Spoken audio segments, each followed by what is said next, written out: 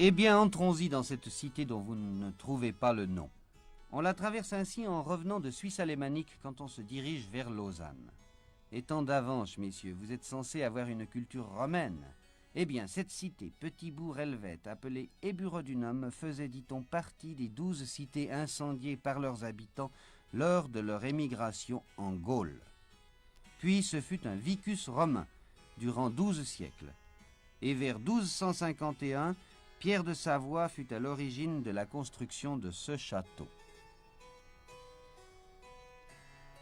Château offert le 14 janvier 1804 par une lettre restée célèbre, écrite par les autorités de la ville au pédagogue que voici. Cette lettre, je vous la lis en termes propres.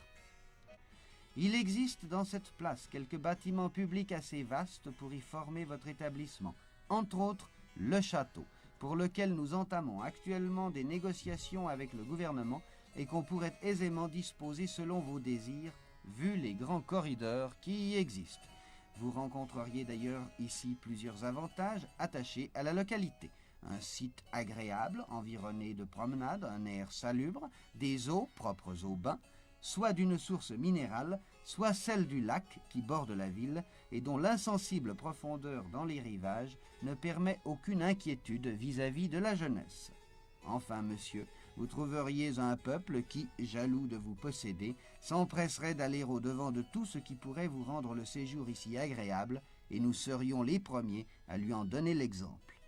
J'ajoute, ce n'est pas dans la lettre, que le dit pédagogue est venu s'établir dans cette ville pour la quitter 21 ans plus tard dans le dénuement le plus complet.